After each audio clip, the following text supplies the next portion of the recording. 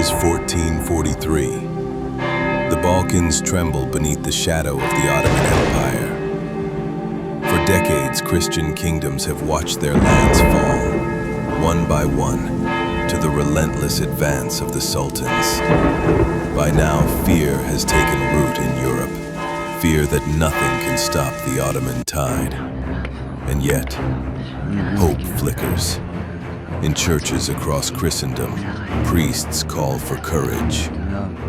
And soon that hope takes form in the shape of a crusade. This time, the crusade is not to Jerusalem, nor to the distant sands of the Holy Land. It is to the Balkans, to strike directly at the heart of the Ottoman frontier. Pope Eugene IV, desperate to rally Christian unity, issues the call. And kings, princes, and knights across Europe listen. At the center of this holy cause stands a young monarch, Władysław III, King of Poland and Hungary. Barely 20 years old, his youth is matched only by his fiery ambition. He dreams of glory, of becoming the savior of Christendom. But beside him rides a man of experience, John Hunyadi, the White Knight of Hungary, a hardened general, famed for victories against the Ottomans. Hunyadi commands the respect of his men and the fear of his enemies. Together, king and general embody the Crusade's greatest strengths, youthful zeal and seasoned skill. Word of the Crusade spreads quickly. Church bells ring out across towns. Villagers gather to watch armored knights ride through their streets. Smiths hammer swords and sharpen lances, preparing for the holy war. In every heart burns the same belief, that God himself marches with them. But the Ottomans are not idle. The Sultan Murad II, who had stepped down and left his throne to his young son, is recalled from retirement. Murad is a man of caution, discipline, and cunning. He knows the weight of the challenge before him. And when he returns, he brings with him the full might of the empire. Among his forces stand the Janissaries, an elite corps unlike any other in the world. They are not feudal knights nor mercenaries. They are professional soldiers, trained from childhood, bound by loyalty to their sultan. Clad in distinctive uniforms, armed with bows, spears, and discipline, they are the backbone of the Ottoman army.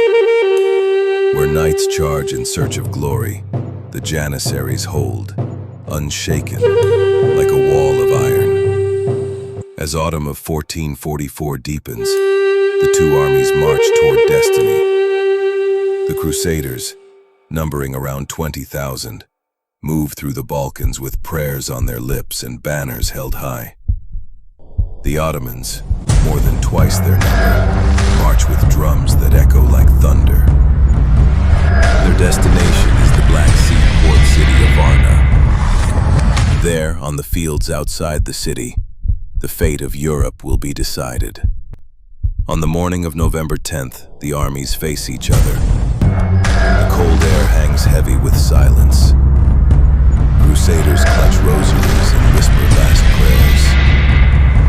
Across the field, the Ottomans kneel in lines of discipline, their banners snapping in the wind. Then, the stillness breaks. Hunyadi orders the attack. The Crusader cavalry charges forward, hooves pounding the earth.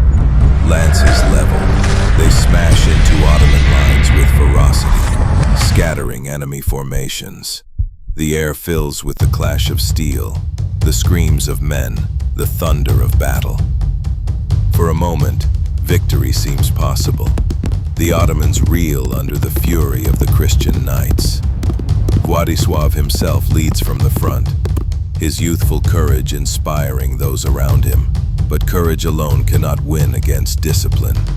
The Janissaries stand firm, unshaken even as the ground trembles beneath them. Volley after volley of arrows rains down on the Crusaders. Each charge is met, each breakthrough contained. The battlefield becomes a storm of chaos. Dust, fire, and blood. Hunyadi sees the danger. He knows the Crusaders must fight with patience, striking carefully, avoiding reckless risks. But young Władysław sees something else, a chance for glory. Before him lies the Janissary line. If he can break through and strike down the Sultan, victory might be his. And so, against the advice of his general, the young king charges. It is a fatal mistake. As his horse gallops forward, the Janissaries tighten their formation. Spears rise like a forest of iron. In the chaos, Władysław's horse is struck down. The king is thrown violently to the ground, surrounded by enemies. He fights desperately, but there is no escape. In a swirl of blades and fury, the young king is cut down. His body vanishes in the press of battle, never to be found again. When word spreads that their king has fallen, the Crusaders' spirit collapses. Panic ripples through the ranks. Men who once fought with faith now turn to flight.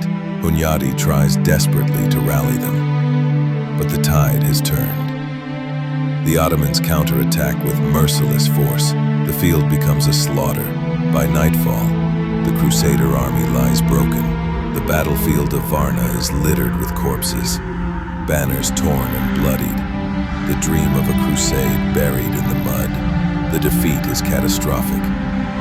Not only has a king fallen, but with him the very idea of a great crusade. Never again would Europe unite in such a holy war against the Ottomans. From now on, kingdoms would fight their battles alone, fragmented, vulnerable, and yet, for the Ottomans, this victory is only the beginning.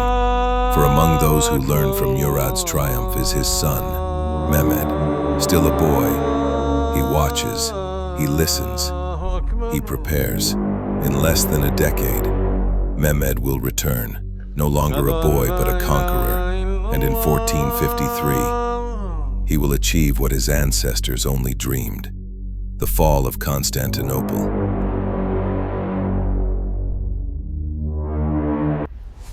Please follow for more, like, comment, and subscribe.